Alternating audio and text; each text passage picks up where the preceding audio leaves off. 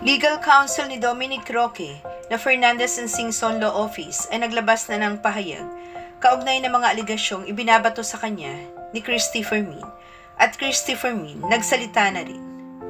Pero bago pong ating balita, huwag pong kakalimutan mag-subscribe sa ating channel at pindutin ang notification bell para lagi po kayo updated sa ating mga balita.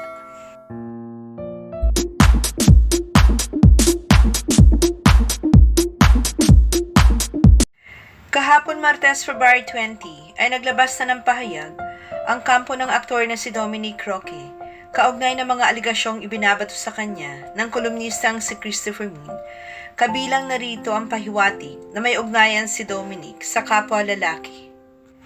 Lumabas ang isyong ito pagkatapos makumpirmang break na si Dominic at ang kanyang fiancé na si Bea Alonso.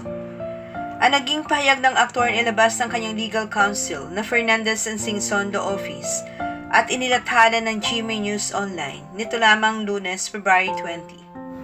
At dito ay mariing kinundi na ng kampo ni Dominic ang malicious at defamatory public statement ni Christy Fermin. Ayon pa sa naturang pahayag, nagbato raw umano si Christopher Min sa YouTube vlog nito ng akusasyon under the guise of entertainment news without any effort from her to confirm the same from Mr. Dominic Roque. Nilinaw rin sa nasabing pahayag ang tungkol sa condominium unit na tinutuluyan ng aktor at kinumpirma nila ang nasabing kondo ay pagmamay-ari ni Dapitan City Mayor Bullit Halusos pero mariin nitong itinanggi na benefactor ng aktor ang politiko. Ayon pa sa pahayag, he is embarrassed and apologizes to Mayor Bullit Halusos and his family for being dragged into the public conversation because of the malicious, defamatory public innuendos of Ms. Fermin. Sinagot din si statement ang tungkol kay dating Congressman Bong Sontay na ikinabit din sa pangalan ni Dominic. Nakasaad din sa pahayag, Mr. Dominic Roque does not own a clean fuel gas station. In fact, all clean fuel gas stations are company-owned. Samantala, mariin namang pinabulaanan ni Christy Fermin na siya ang nagsabing sina Halusos at Suntay ang benefactor ng aktor na si Dominic Roque. Samantala, ngayong Miyerkules, February 21, ay nagbigay naman ng pahayag si Christy Fermin. Saan nito, wala po akong binanggit na pangalan ni Mayor Bullit Halusos.